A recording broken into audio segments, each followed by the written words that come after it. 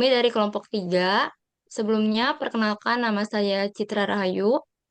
Di sini saya bersama rekan-rekan saya. Yang pertama ada Nadia Dewi Putri, ada Bagas Suhendra Putra, Ayudhya Adiesti, sama Nisa Rahmawati. Pada kesempatan kali ini, kami akan mempresentasikan mengenai berbisnis di era industri 4.0. Untuk mempersingkat waktu, kita akan mendengarkan pemaparan dari pemapar pertama pertama kita, yaitu Bagas Suhendra, yang akan menjelaskan mengenai kemauan dan kemampuan berpikir kreatif. Kepadanya saya persilakan. Ya, Assalamualaikum warahmatullahi wabarakatuh. Jadi kita langsung saja di pemaparan awal itu kemauan dan kemampuan berpikir kreatif, kemampuan untuk menilai hal dengan cara baru dan berbeda, menghasilkan solusi inovatif yang unik dan berguna. Ada poin-poinnya, ada dua di sini, pilar kreatif, satu kemauan, yaitu sikap, dorongan untuk mengeksplorasi dan inovasi, meliputi ketekunan, berani resiko, dan pikiran terbuka.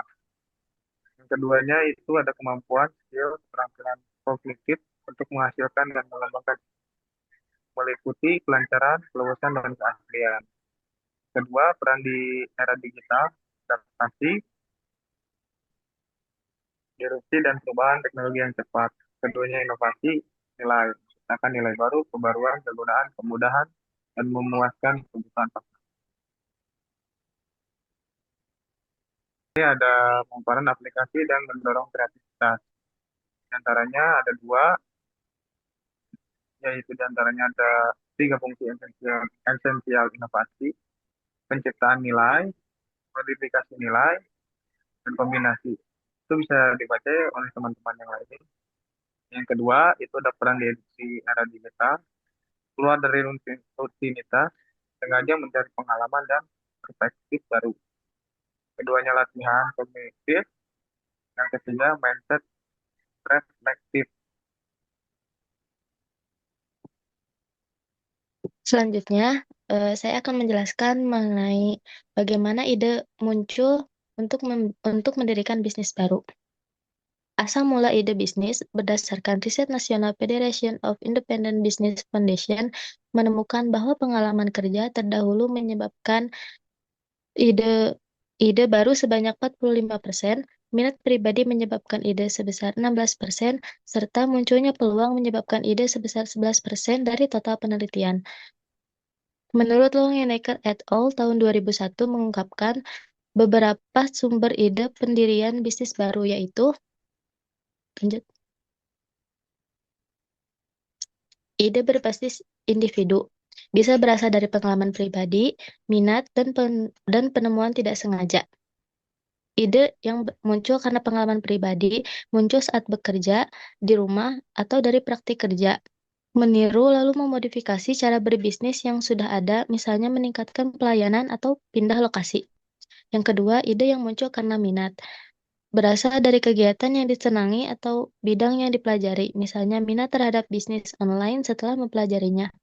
Yang ketiga, penemuan tidak sengaja. Ide muncul saat menemukan masalah tanpa sengaja, misalnya sulit mencari penginapan saat bepergian lalu membuat aplikasi penginapan.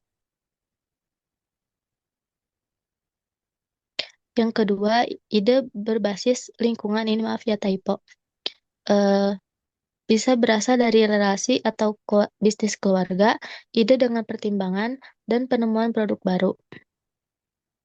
Ide yang muncul karena relasi atau bisnis keluarga, memulai bisnis di bidang yang sama dengan relasi atau keluarga, memanfaatkan modal pemasok dan jaringan yang sudah ada atau berkolaborasi.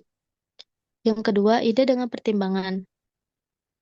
Ide muncul dari uji coba serius seperti membaca dari internet, majalah, online, application, berimajinasi, dan menelusuri sumber-sumber kreatif. Yang ketiga, penemuan produk baru dengan melakukan inovasi teknologi terhadap produk atau layanan lama, misalnya mengembangkan transportasi menjadi jasa online. Berikutnya, pendekatan untuk mencari peluang.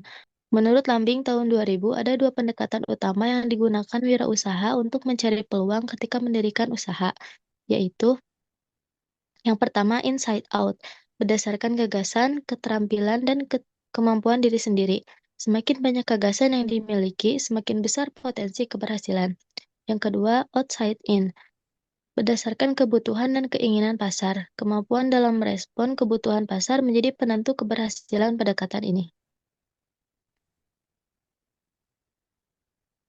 Faktor munculnya minat berbisnis. Yang pertama, dorongan keluarga. Memulai usaha milik keluarga lebih mudah karena sumber dan manajemen telah tersedia. Yang kedua, karena kesengajaan. Berniat menjadi pebisnis, belajar dari kegagalan dan kesuksesan orang lain. Yang ketiga, pekerjaan sampingan. Dimulai dari skala kecil dengan mengisi waktu luang, tetapi berkembang karena meningkatnya pesanan. Yang keempat, berani mencoba. Dimulai tanpa pengalaman, misalnya karena kesulitan mencari pekerjaan atau terkena PHK. Namun tidak sedikit yang sukses karena belajar dari kegagalan.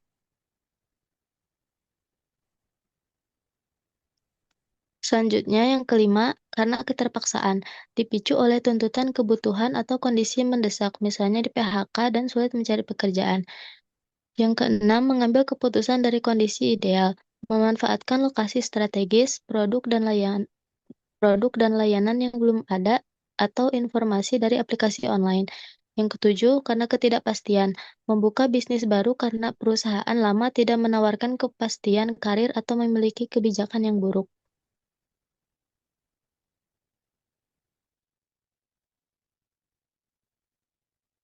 Selanjutnya adalah faktor penentu bidang bisnis. Pertama ada minat atau bakat, di mana bisnis akan lebih mudah dijalankan jika sesuai dengan minat dan bakat pribadi. Karena kita akan tahu nih alurnya ataupun ke depannya gimana, karena sesuai dengan kemampuan kita. Kemudian mendorong semangat dan kreativitas dalam mengembangkan usaha. Kemudian ada modal, di mana modal ini biasanya eh, kayak erat ikatannya dengan uang, padahal modal juga bisa dikualifikasikan sebagai keahlian, pengalaman, dan kemampuan. Kemudian ada pengalokasian modal yang dialokasikan secara optimal untuk memulai usaha bisnis. Selanjutnya,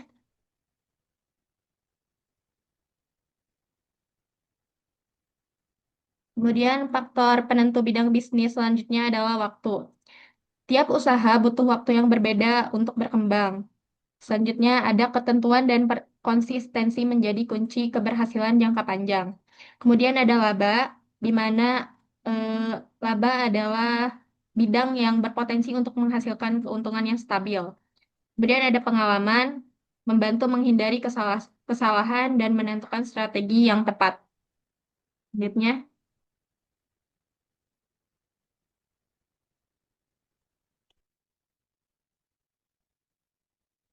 Oke, selanjutnya unsur penting dalam memulai bisnis. Pertama, bidang dan jenis usaha yang ditentukan.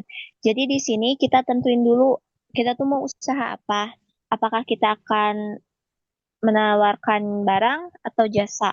Terus kita akan terjun ke bidang apa? Apakah itu kuliner, kecantikan, atau fashion. Kedua, bentuk usaha dan kepemilikan. Nah, saat udah ada kita tentuin apakah ini milik perorangan atau kita kerjasama dengan orang lain bisa dalam bentuk CV, firma, dan PT. Ketiga, tempat usaha yang akan dipilih. Tempat usaha itu kita pasti akan pilih yang strategis, di mana banyak orang akan tertarik ke tempat-tempat itu, seperti pusat kota. Tapi, harga di pusat kota itu tentu entah sewa atau bangunannya itu bakal mahal. Nah, di era 4.0 ini, kita nggak usah khawatir, karena banyak platform yang menyediakan bisa kita gunakan, dan area jangkauan pasarnya itu lebih luas. Keempat, organisasi usaha yang akan dipilih. Nah, sudah seperti itu, ketika kita merasa, aduh kita sudah tidak bisa menghandle usaha ini sendiri, kita tentu butuh bantuan orang lain. Saat kita menggunakan bantuan orang lain, kita harus menentukan struktur yang jelas, karena kita bisa membagi tugas dan kewajiban mereka masing-masing. Oke, lanjut.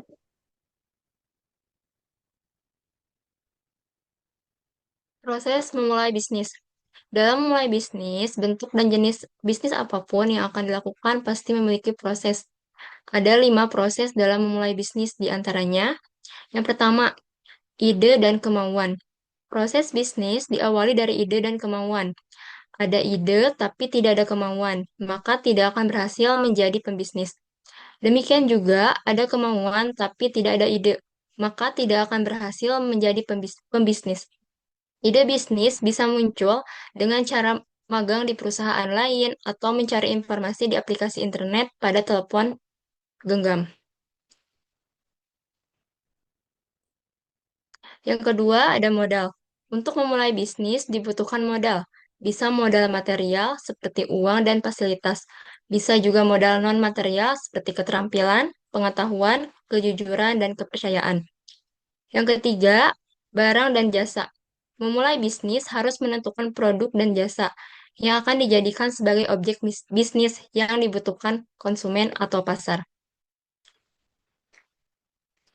Yang keempat, pasar. Mengamati produk dan jasa apa yang banyak diminati oleh konsumen. Hal ini bisa dilakukan secara riset pasar secara online. Yang kelima, profit. Jika peluang pasar sudah tersedia, maka tinggal memproduksi suatu produk dan jasa serta memasarkannya.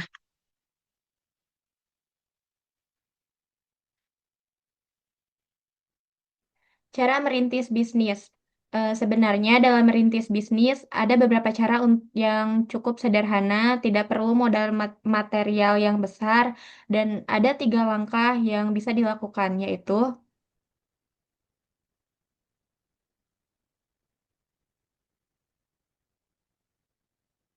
pertama, menjadi penjual. Menjadi penjual untuk memulai bisnis bisa diawali dengan menjadi penjual barang atau produk, atau barang atau penjual, atau bisa disebut dengan reseller. Milik orang lain. Modalnya hanya kepercayaan dan kejujuran. Setelah menjadi penjual, kita bisa mengetahui sasaran pasar, maka langkah selanjutnya adalah menjadi agen. Nah, yang kedua ini menjadi agen. Setelah menjadi penjual yang sukses dan mengetahui pasarnya, langkah selanjutnya adalah menjadi agen atau distributor yang mendistribusikan dan menyuplai produk pada penjual atau reseller. Kemudian, menjadi bos.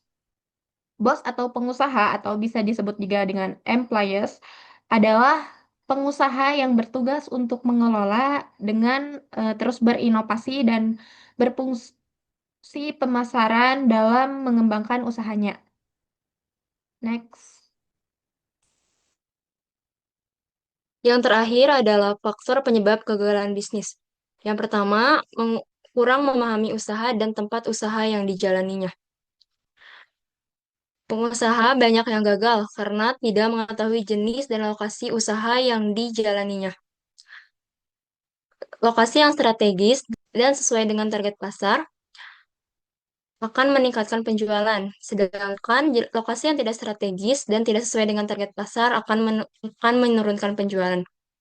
Yang kedua, hanya fokus pada satu produk dan tidak memahami strategi pemasaran. Produk yang bagus tidak mudah untuk dijual. Pengusaha harus mengetahui target konsumennya, strategi untuk memasarkannya, dan bagaimana untuk menjualnya. Yang ketiga, kurang pemahaman dalam pengadaan dan pemeliharaan bahan baku dan sarana. Kelebihan stok dan kualitas akan menimbulkan kerugian, sehingga harus disesuaikan dengan kebutuhan pasar dan permintaan pasar. Yang keempat, kurangnya inovasi. Tidak ada pembaharuan akan menyebabkan bisnis tertinggal dari pesaing lain. Yang kelima, pengelolaan bisnis yang salah. Kesalahan dalam pengelolaan keuangan, operasional, dan pemasaran akan menyebabkan masalah dalam berbisnis. Yang keenam, tidak ada pencatatan arus keuangan. Tidak ada pencatatan kepengeluaran dan pemasukan akan menyebabkan bisnis terganggu. Pengusaha harus menjaga arus kas agar tetap lancar. Yang ketujuh, kurang mampu mengatur keuangan. Setiap keputusan harus berdasarkan data yang jelas. Transaksi, pengeluaran, dan pemasukan harus dicatat agar tidak beresiko terhadap bisnis. Terakhir, tidak mengikuti perkembangan teknologi. Kurangnya pemanfaatan terhadap teknologi membuat bisnis tertinggal. Padahal teknologi sangat membantu dalam promosi, pengelolaan usaha, dan meningkatkan efisiensi kerja.